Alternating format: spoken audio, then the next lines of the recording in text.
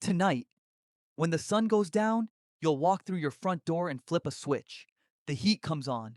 The room gets warmer. You take off your coat, walk into the kitchen, and open the fridge. All of this feels normal. You wouldn't even think twice about it. But for most of human history, none of this existed. No heating, no refrigerator, no puffer jackets, no weather forecast, and no option to simply go back inside. Generation after generation, your ancestors had to face the same thing: winter, not as a season, but as a filter. It filtered out the unprepared. So the question is, what exactly did your ancestors do to survive those long, dark, deadly months year after year? The answer is stranger than you might think, and it may have been inside your body all along. Let's start with the obvious things: fire, shelter, and food. Humans were already spending winters around fire. Fire turned winter from something impossible into something survivable. It could dry clothing, help process food, extend activity into the dark, and let a group huddle together through the coldest nights. Shelter was even more basic: caves, huts, temporary structures made from hides. They did not need to be beautiful, they just needed to block the wind, and food had to be prepared months in advance. Hunted, dried, stored. Especially one thing: fat. Because in the cold, fat is energy, and energy is a chance to stay alive. But if the story ended there, that would only be the story of how humans fought winter. The stranger part is this: winter may also have changed humans themselves. In 2020, a research team in Spain published a paper about a famous cave in northern Spain. Locals call it the Pit of Bones, Cima de los Huesos. The cave is more than 30 meters deep. Inside it are nearly 7,000 human bones left behind by early humans around 430,000 years ago. When researchers closely examined the growth patterns in those bones, they found something strange. There were regular yearly pauses, as if, for several months each year, the body had nearly stopped growing and metabolism had sharply slowed down. That pattern led some researchers to think of hibernating animals. So they proposed a bold hypothesis that early humans, during extreme winters, may have entered a state something like hibernation. Not true hibernation, but something closer to semi hibernation.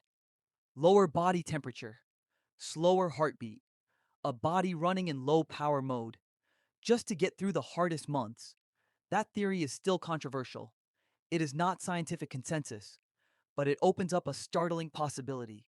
Your body may still carry signals you've never noticed. Open a modern biology textbook and you'll find a term: brown adipose tissue, brown fat. This is a special kind of fat. Its job is not to store energy, but to burn energy and produce heat. For a long time, scientists thought brown fat was mostly something found in infants, but later research showed that adults still have it too. In 2009, researchers confirmed something important.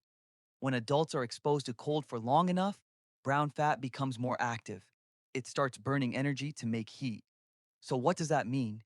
It means your body, even now, still carries a built in physiological program that can be activated by cold.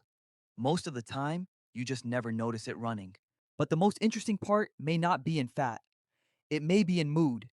Every winter, some people go through obvious shifts in emotion and behavior: lower mood, more fatigue, more sleep, more cravings for carbs and high calorie food, less desire to go outside, more desire to stay somewhere warm and safe. Modern medicine has a name for this: seasonal affective disorder, SAD. Most textbooks describe it as a condition that may need treatment, but some researchers have proposed another way of looking at it. Maybe this response is not just a malfunction. Maybe it is also the trace of an older adaptation. When the days get shorter, the sunlight weakens, and the temperature drops, your body naturally shifts into a slower mode.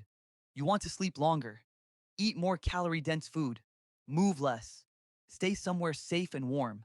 And those responses look surprisingly similar to what some animals do before hibernation. This is not medical consensus, but it gives us an interesting way to look at winter. Maybe your body is still responding to winter in a much older way. Your ancestors prepared for winter together. They stored food, protected fire, repaired shelter, and endured the dark as a group. Their bodies learn to slow down in the cold, endure hunger, and wait for spring in the dark. Today, you turn on the heat. You open the fridge. You open your phone, and the whole world lights up. We seem to have defeated winter, at least on the surface. But every winter, you may still feel more tired, lower, sleepier, and hungrier. You think it's just the season, but maybe it isn't. Maybe it is a very old memory still living in your body. For your ancestors, winter was never just weather, it was a test, and your body still remembers.